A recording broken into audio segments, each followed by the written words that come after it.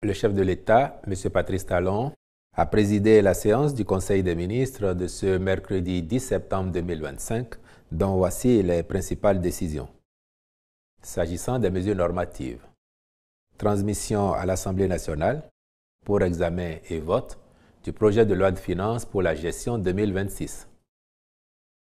Les orientations économiques et budgétaires pour la gestion 2026 sont focalisées sur le renforcement des facteurs clés de la transformation structurelle de l'économie nationale et une meilleure approche budgétaire de redistribution des fruits de la croissance économique pour plus d'équité et de justice sociale. Ces projections sont conformes aux discussions tenues lors du débat d'orientation budgétaire le 27 juin 2025 à l'Assemblée nationale. Le présent projet a donc pour vocation de permettre la poursuite des actions de diversification de l'économie par le développement du secteur industriel et des infrastructures, ainsi que du renforcement du capital humain.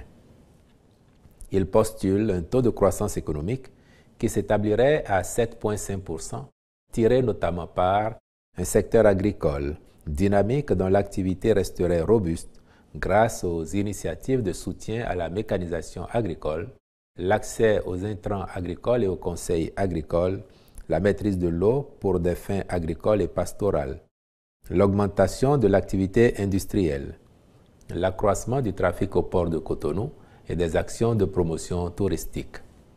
Dans un tel contexte, le projet de loi de finances pour la gestion 2026 s'équilibre en ressources et en charges à 3 783 984 francs CFA contre 3 551 005 francs CFA pour la gestion 2025, le taux d'inflation restant maîtrisé autour de 2%, en dessous de la norme communautaire de 3% de l'UEMOA, tandis que les dépenses à sensibilité sociale représenteraient 42% du budget général. Sur cette base, les efforts d'investissement en cours dans les domaines clés de la santé et de la protection sociale, du développement du savoir et de la connaissance, du tourisme, de l'énergie, de l'eau, des transports et du numérique seront poursuivis et renforcés. De même, les allocations budgétaires seront également orientées vers l'extension du projet de supplément alimentaire au profit des femmes enceintes, allaitantes et des enfants couvrant les 1000 premiers jours après la naissance. En outre, s'ajouteront au volet nutrition les actions visant la couverture totale des écoles maternelles et primaires publiques en cantine scolaire, l'octroi de bourses d'études dans les écoles privées de renommée internationale, l'accélération des réformes de l'enseignement technique, l'opérationnalisation de SEMECITY, le renforcement et la modernisation du plateau technique sanitaire. Par ailleurs, un point d'attention sera accordé au financement des activités entrant dans le cadre des élections générales de 2026 pour lesquelles les ressources sont déjà entièrement mobilisées. Enfin, le triennal 2026-2028 privilégiera en matière de sécurité l'installation des systèmes de vidéoprotection dans les grandes villes du pays et la forte dotation des forces de défense et de sécurité en engins et vecteurs performants.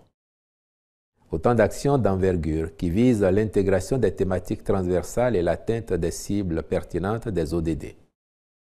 Le ministre de l'Économie et des Finances est instruit, en lien avec les autres ministres concernés, de présenter à l'Assemblée nationale ce projet et de suivre l'aboutissement de la procédure législative y relative. Au titre d'autres mesures normatives, ont été adoptés les décrets portant conditions et modalités d'application des sanctions administratives en matière d'aviation civile, approbation des statuts modifiés de l'Agence de promotion des investissements et des exportations et nomination des membres de son conseil d'administration. Au chapitre des communications, en point 1, agrément au Code des investissements.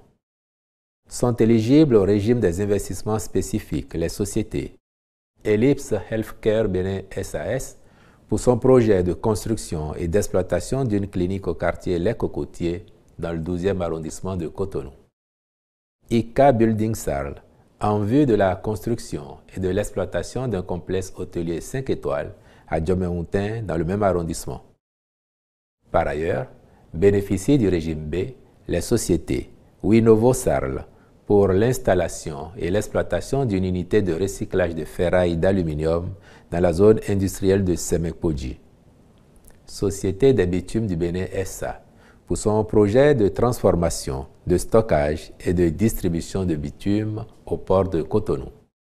La mise en œuvre de ces projets induira la création de plus de 600 emplois et impactera positivement les différents secteurs concernés.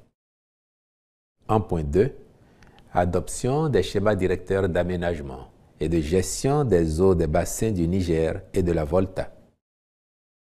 Notre pays implémente la gestion intégrée des ressources en eau comme approche privilégiée de gestion rationnelle, efficiente et durable en vue de garantir l'eau en quantité et en qualité pour tous les usages.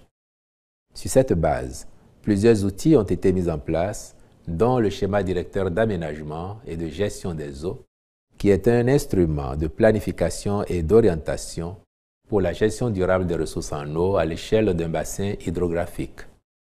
La finalité d'une telle démarche est de capitaliser les initiatives prises, les expériences acquises et de mettre à la disposition des acteurs de la gestion des terres, des eaux et des écosystèmes associés un outil de planification multisectorielle intégré et un programme d'investissement facilitant la prise de décision. C'est donc dans ce cadre que les présents schémas directeurs ont été adoptés pour être mis en œuvre d'ici 2040, respectivement pour un budget prévisionnel de 172 milliards 62 607 000 francs CFA et 2219 milliards 7 francs CFA. Au chapitre des rencontres et manifestations internationales, il a été autorisé l'organisation à Cotonou de la première édition de la Semaine africaine de l'arbitrage, de la justice et de l'information commerciale en septembre 2025. Du premier congrès du service de santé des armées du Bénin, les 17, 18 et 19 septembre 2025, puis des journées, congrès et semaines scientifiques de différents professionnels du domaine de la santé en septembre et octobre 2025, ainsi que la participation du Bénin à la visite pays au Danemark dans le cadre du mécanisme d'examen de l'application de la Convention des Nations Unies contre la corruption du 7 au 9 octobre 2025 et au 20e congrès du Conseil international des archives du 25 au 30 octobre 2025 à Barcelone, en Espagne. Je vous remercie.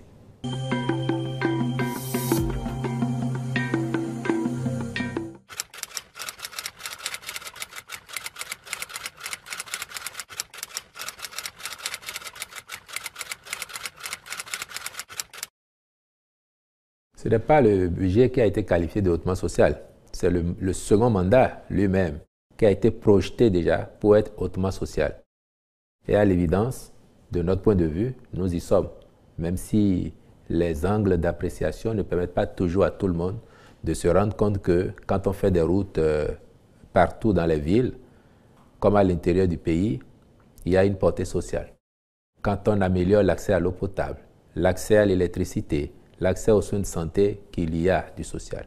Que quand on passe de 250 000 enfants en 2016-2017 qui étaient impactés par les cantines scolaires pendant 20 jours dans l'année et qu'on est à plus de 1 300 000 enfants aujourd'hui qui mangent à l'école tous les jours, de la rentrée jusqu'aux vacances sans discontinuer, il y a une portée hautement sociale. Quand on dématérialise tellement de services que de chez soi, on peut recourir à tel ou tel service public sans avoir à se déplacer, sans avoir à engager des dépenses particulières, il y a des ressources qui restent dans la poche du citoyen et c'est aussi un effet induit du social. Donc quand on regarde tout ça et l'ampleur des réalisations, nous y sommes. 2025 n'échappe pas à la règle et en projection immédiate, 2026 n'y échappe pas puisque vous avez noté que dans ce budget, 42% seront consacrés aux dépenses à sensibilité sociale, c'est-à-dire ce qui touche directement les affaires sociales, mais ce qui touche aussi les investissements qui ont un impact sur le social.